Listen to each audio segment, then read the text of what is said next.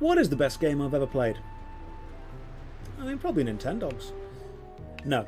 I mean, that's a good question. What is the best game I've ever played? I think that it's unfair to lump them all together. We're going to have to say, like, the best story, the best combat, the best graphics, because Portal is an amazing game, but it doesn't necessarily have the best hack and slash combat.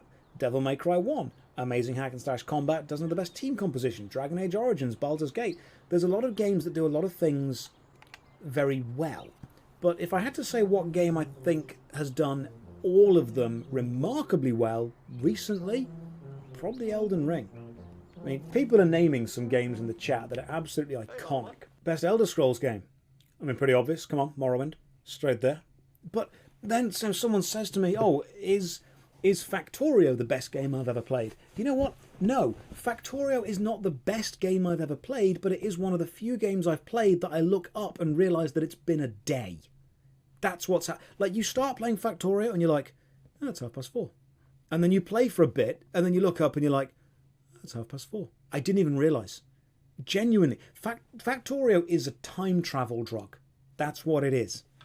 It really is. But then you got Final Fantasy X, Final Fantasy VII, Final Fantasy XIV, FF-Ziv. All these things. It's pretty complicated to kind of categorise because you need to break it down.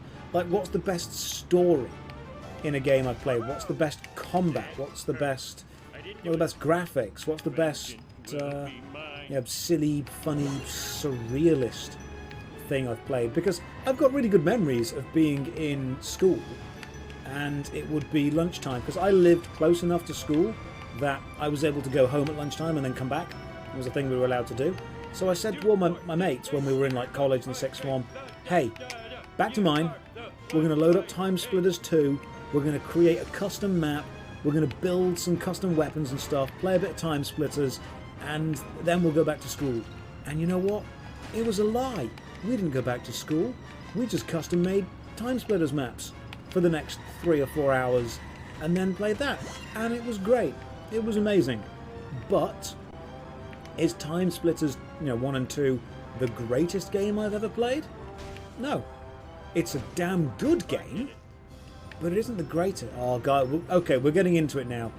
We need to narrow this down. What is the single greatest video game I have ever played? You know, when someone asks me that question, one video game name always jumps into my head.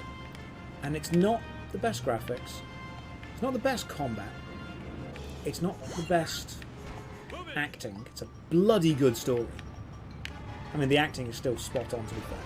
But what it is just an incredible experience that I want to have again. It was a game that got a single sequel, I think, on the PlayStation 1.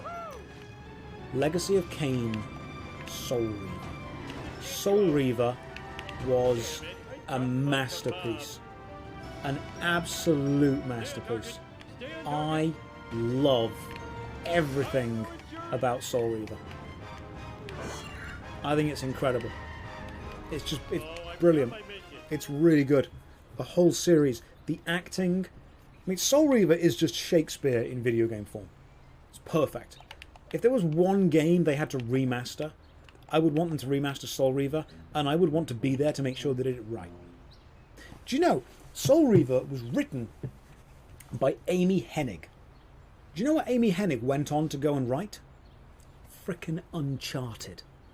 The games. 1, 2, 3, and most of 4. That's what she did. The same person that wrote Soul Reaver wrote Uncharted. And that is why it's such a damn good story with such great characters.